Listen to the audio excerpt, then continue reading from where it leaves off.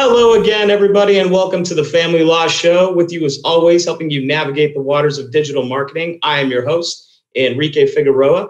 And joining me today, I'm very excited, is Jana Barnett from the law offices of Thomas B. Gill, all the way out in Tampa Bay. Thank you so much for joining us today, Jana. Thank you so much for having me. You know, I feel like I've known you for so long, but this is the first time I'm really meeting you because every communication we've had has either been on the phone or via email. So this is really cool to finally get to meet you face to face, so to speak, or at least Zoom to Zoom. Exactly. No, I've been so excited. I know I had a trip planned out to LA and then COVID. So I'm so glad that everyone is on the same page with Zoom now and we're able to do these meetings. I feel like I spend more time talking to you guys now than I did before. So I'm really excited, and eventually I will be coming out to LA to see everyone, but this is a great substitute for now. Well, we're excited to have you out here. I mean, at the very least, you know, if you wanted to fly out, we know plenty of good restaurants that are still beachside right now, which is one of the good benefits of having good weather year round out here. So the flights are cheap. I'm just putting it out there. So are you already back in the office now? Are you splitting your time between work at home, work in the office? How's that working right now for you guys? So our office has been open throughout the entire COVID season, if you will. I'm in Florida, obviously, and in Florida, our rules have been a little bit more lax than the rest of the country, to say the least. So our office was considered an essential business, law firms in general. So we have been working through our office. We've been doing very little time out of the office and at home. And everything that I need is here. So while we limited clients coming into the office, it was still nice to have an actual office that wasn't my house, so I could still keep that separation. So it seems to be a good way for us to get through this super weird time right now. That's good. Now, have you noticed any change in terms of business operations with COVID? I mean, even though you've been at the office, still you haven't changed that. Have you guys had to make a lot of changes around the office, or not really? So the only major change that we have had hasn't really been in our office. So in our office, we only have 6 employees, including myself. So, and we have an entire office building to ourselves. Our office is fortunate enough to own our building, so we have the entire office to ourselves. So we do keep spread out, and we don't have cubicles. We're not all on top of each other, so we still get to maintain social distancing in the office. But the biggest difference has been the way that our office operates. So a lot of the time, myself and Tom, the other attorney, our founding attorney here, we spend a lot of time out of the office, whether it be networking or in court or meeting with clients, so on and so forth. And now we're in the office all the time. So a full 40 hours a week, we're in the office. And that has been a big change for our office because we have 2 courthouses just in our county, and they're on opposite sides of the county. So we used to spend a lot of time driving to either one of the courthouses, but now we spend all of our time in the office, and I'm able to appear via Zoom from one courthouse to the other courthouse within minutes instead of within 45 minutes to an hour driving between each one. So it has been a big change, but the biggest change has been how we appear and just our scheduling. We've been able to accomplish more by being in more than one place at once, essentially, because everything's electronic, than we were previously. Just to kind of segue into something I'm really interested in myself, and I think our audience would love to hear about it too, is you have a really great story about how you started out with the firm, where you came from, where you are now. I think it's a really admirable, awesome success story. You know, not to like time you in, but it's like kind of getting to know you in 2 minutes. But could you let our audience know kind of like that great story of where you started and where you're at now with the firm? Of course. So I'm 26 now. So my story with practicing in a law or being employed by a law firm started when I was 16. So I've been 10 years into this journey so far. So when I was 16, I was obviously in high school and I was trying to find my first job. I was working at Panera Bread, so hashtag mother of bread. And it was a great job, but it's a 16-year-old job. And I wasn't looking for anything crazy. I wasn't looking to start my next career or anything like that. I was just looking for a way to pay my gas so I can hang out with my friends on the weekend. And while I was working at Panera, my boyfriend at the time he has his parents that owned a law firm, and that's Tom and Lisa Gill, the owners of our firm now. And they met me, and some time went by, and they said, we just had our receptionist quit. We need someone to fill in. And I said, well, I'm in high school, so I am not available from 8 to 5. And they said, that's fine. When do you get out of school? And I was super fortunate because I had what was called OJT in high school. It was called on-the-job training. So I got out of school early, and I got school credit by going to work. So I got out of school at noon. So I worked as a receptionist for this law firm that I work at currently, the law office of Thomas Gill, from 12 to 5, Monday through Friday. And I thought that's where all it was going to go. Whenever I was in high school, I was a receptionist here. I answered the phones, I took the mail, and that was pretty much all I did. I had college on my mind. I wanted to be a doctor. Story of the life of every lawyer. Wanted to be a doctor. Obviously, that didn't pan out because look where I am. But I went to college, and I went to UCF, University of Central Florida, and moved to Orlando. So I couldn't continue working here, and I considered my career done working in a law firm. I went to college, found out that being a doctor was a lot harder than it looked, and it was not going to pan out for me. So I decided, well, I liked working in a law firm, so maybe legal studies is something that I want to do. Changed my major to legal studies, got a receptionist position at some downtown firm in Orlando, worked for maybe a couple months there, and then I had to make the move back to Tampa after I graduated. I moved back to Tampa, wasn't sure if I wanted to go back into law, still was kind of deciding, and then made the decision, you know what, I'm going to go to law school and I'm going to do this. So I got a job here again, a couple of years later after I originally left as a paralegal, picked up right where I left off, started working cases as a paralegal under Tom. And I learned a lot. I basically was his second hand trying to get cases moved along throughout the office.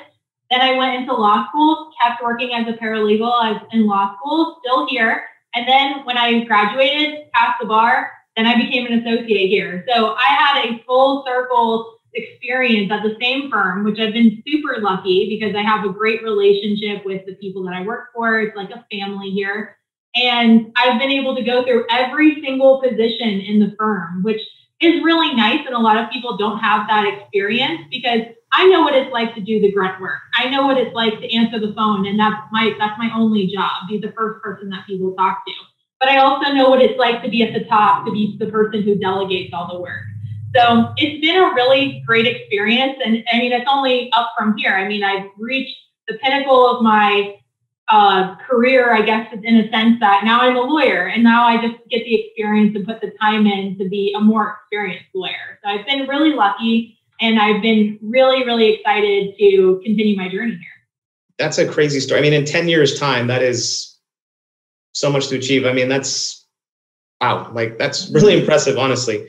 Yeah. And I'm curious though too, because I've worked a lot of jobs, you know, I've been with Scorpion now about 13 years and I've worked my way up the food chain a little bit, but I feel, and I want to know if kind of you feel it applies also to the legal profession, the fact that you have that understanding of the receptionist, the paralegal, you've been through every step of the ladder. Does that help you cultivate stronger relationships in terms of, you know, helping the office be more productive, helping you be more productive at what you do by knowing what's involved in the other positions that, you know, you used to do?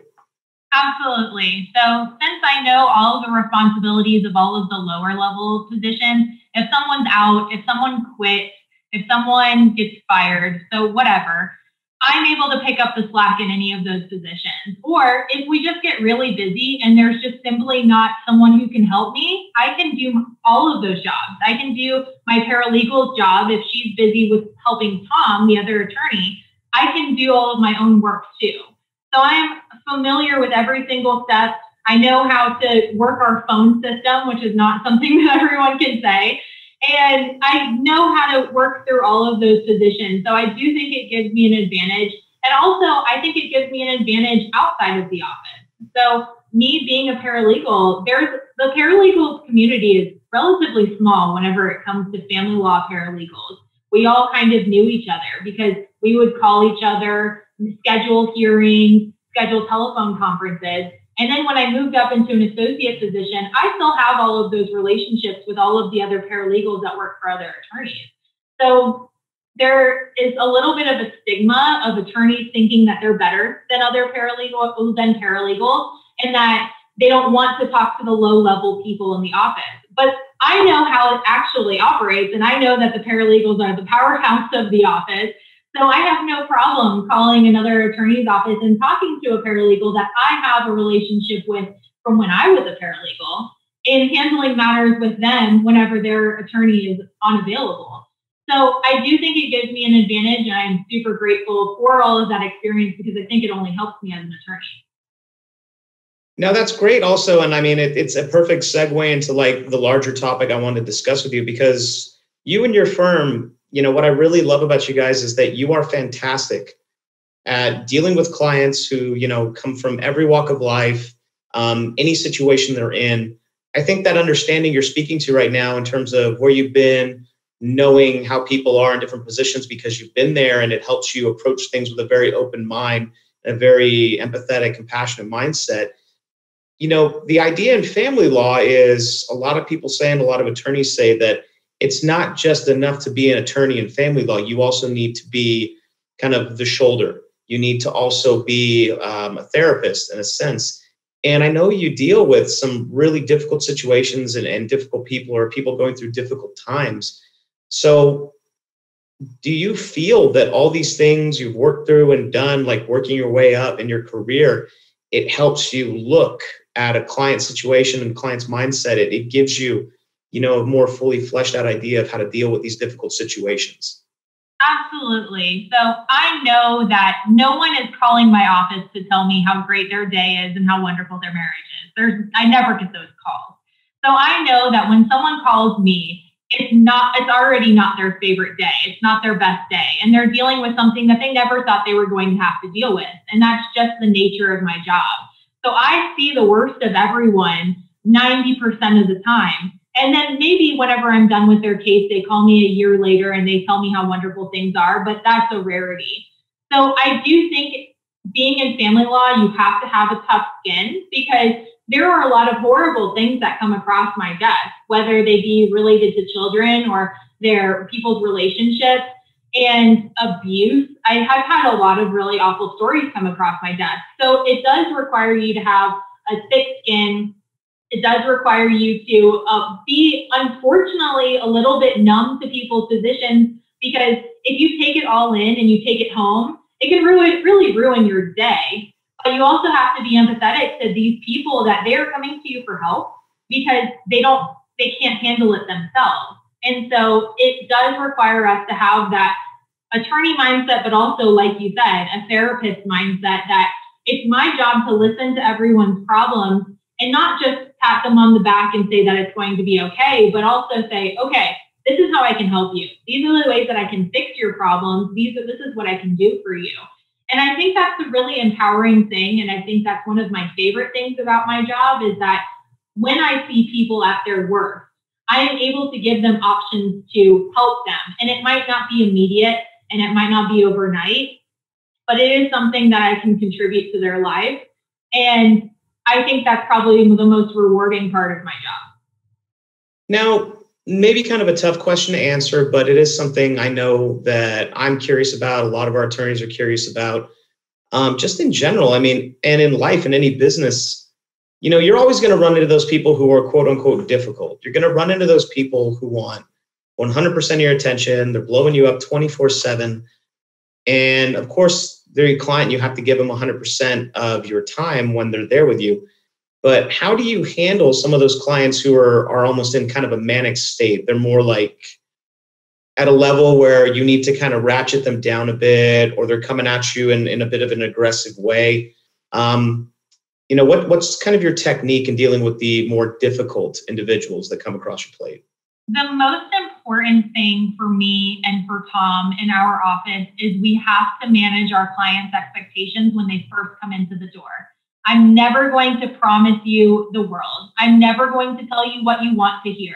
That is just the nature of this business. Is I can't guarantee you any results. because especially in family law, emotions are so high and realistic options and results are so unreliable. Whenever it comes to a judge making a decision, they can go either way depending on the facts. So my most important part is managing my clients' expectations as soon as they call me, as soon as they come to me with the first consultation. What can I expect? I set their expectations low.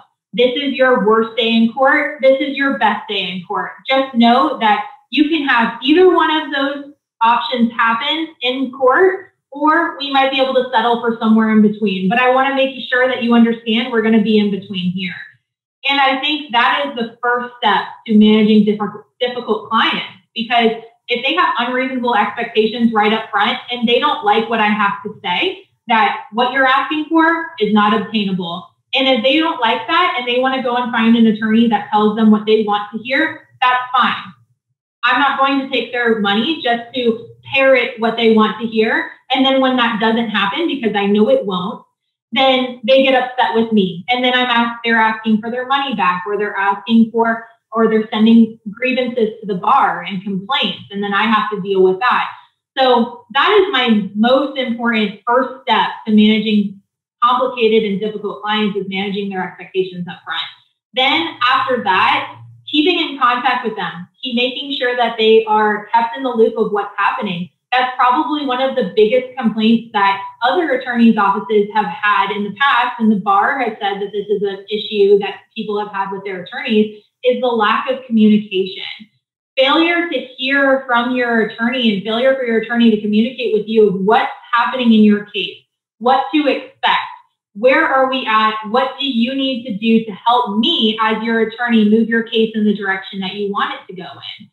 And once you do those things, then there's no reason that clients should have unreasonable expectations or should be upset for any reason, because you've managed their expectations right up front. You've kept them in communication with what they should expect and what is happening. And these are all proactive things that you can do. Now, there are still clients that come to me and they're mad just to be mad. They might not be mad at me. They might be mad at their ex and are taking it out on me. Maybe something happened in my office that's a miscommunication that we need to clean up. When that happens, the first thing that I do is I talk to them on the phone. As soon as I get off the phone and I try to work everything out with them, I send them an email. Confirmation in writing is the most important thing when it comes to complicated and difficult clients, because clients that are mad are trying to figure out anyone to blame their problems on. And I don't want it to be me if I can avoid it. So writing an email to them, this will confirm that we discussed A, B, and C. This is our plan moving forward, A, B, and C. That usually settles them down. Again, I tell them the same thing every single time. I'm never going to be the attorney that tells you what you want to hear. I'm always going to be the one who tells you what you need to hear. If you don't like that, I am happy to sign a stipulation to withdraw and you can find another attorney, because I'm never going to be the attorney that tells you all of the warm and fuzzy things that you want to hear if they're not realistic. So those are the big hitting issues of preventing the issues from happening up front, and then how to manage it once it has happened. But a lot of the times, if you do all of those proactive things for clients in advance, you have very little clients that come up with problems or complaints later on, because you've done so much work mitigating all of those damages before it even happened. Yeah, I think you should do a mic drop after that one, because that was outstanding. I mean, thank you. I hope that, you know, the attorneys watching this right now, if they are taking notes or they need to take notes, they can rewind that and go through that again. That was outstanding. Now, have you felt that your mindset and how you approach things has helped the firm out throughout COVID? Because I know that when this all first started coming about, you know, a lot of attorneys, a lot of firms, they were cutting their marketing budgets. They were panicking. They didn't know where to go. They didn't know what to do. And the same went for clients. I got to imagine that there were a lot of people coming across your plate that, one, were like, hey, I had a case and this attorney closed up shop because they're freaked out by what's going on in the world. Or, you know, I need someone who I can actually speak to, maybe in person. Are you comfortable with that? You know, did you feel that how you approach things with your firm has helped you during this pandemic and the fact that you've stuck with your marketing? Yes. So being available has definitely helped our firm significantly during COVID. So I know a lot of law firms that have had to close up shop because they cut their marketing, which to me, it doesn't make sense why they would do that in the first place, but to them, it made sense because marketing is an expense. And when you don't know that money is coming in, you try to cut your expenses. But luckily, I have Scorpion, that is my wonderful advisors, told me, do not do that. The last thing that you need to do when something like this happens is cut your marketing. And we took that advice and we ran with it, and it has made our office so successful. And during COVID, people are spending more time at home than they've ever spent. And I know that everyone likes to think that they're working from home and they're exclusively working from home, but we all know that's a lie. And everyone is surfing the internet and on Facebook and everything like that when they're supposed to be working. And they're also listening to their spouses nagging behind them about how they're not doing enough and they're not washing the dishes or whatever. So guess what? They're Googling divorce attorneys. They're Googling child custody attorneys, whatever that is that they're looking for. And our office pops up and the other firms that cut their marketing are not popping up. A lot of these people that are calling us during COVID, like I said before, to them, they're like, I need someone now. I don't need someone 2 months from now. I don't need someone when the courts open back up. I need to talk to someone now, because to them, they're stuck in a house with someone that they don't want to deal with, or they're dealing with a situation where one of the parents is keeping the child because of COVID, because of concerns. And to them, they think this is an emergency situation. I need advice about what is happening and what I'm supposed to do right now. And I think that has been so important for clients, and it has been very helpful for our office because we are available. We have been in the office. We are taking calls and we are taking clients just as much as we were, if not more now, than we were pre-COVID. So being available and communicating with clients and making sure that we return every single phone call if we are not available immediately or as quickly as we possibly can has made our office so successful compared to other offices. Like I said, I know so many offices that had to close up shop simply because they didn't have the clients coming in. But if they put forth the effort of making sure they returned every single phone call, that they didn't cut their marketing, that they were just as exposed online as they were pre-COVID, then I think they would be just as successful. But lucky for my office, we advertised whenever no one else was, so I took everyone's clients, which is fine. Well, I don't think that's any reason to, feel even remotely bad about. I think at the end of the day, it's about the hustle, it's about the grind, and if you're always thinking one step ahead of your competition, I mean, it's going to pay off in dividends at the end of the day. Right, and Scorpion has only made us more competitive. I think that having a good marketing partner is probably the biggest piece of the puzzle whenever it comes to running a law firm. That if no one knows who you are, no one knows where you are, no one knows what you do, then how are you going to get clients? Sure, there's word of mouth, of course, but everyone knows, and I know as a millennial, which I think is it's a lot more difficult for attorneys that are older or have more of an old school marketing strategy. But I know that if you're not on the internet, then you're irrelevant. No one's going to know who you are, and no one can find you. I've Googled some attorneys' offices and they don't even have a website. And that blows my mind, because how does anyone know who you are without trying to find someone who used to be a client of yours? Having your reviews online, having your information on your website, having all of your address and your contact information and your email available to potential clients, that is what's going to sink people into calling you. And if you can't even get someone to call you, that's a problem. And being online, being visible, being available are all things that are so important, especially during a time like this, during COVID, because people aren't out driving by your office. They're not walking by, or they're not talking and communicating with people as much as they used to. They're on the internet more than they are anything. So if you're not on the internet, you're losing money. All right, Jana, thank you so much for being on the show today. We have a lot of great content. Once again, for those of you who tuned in, this is Jana Barnett of the Thomas B. Gill Law Firm out of Tampa Bay. And if you've enjoyed our show today and you want to subscribe to future episodes, we'd love to have you. Visit us on scorpion.co. This is Enrique Figueroa saying have a great day, and thank you for joining us on the Family Law Show.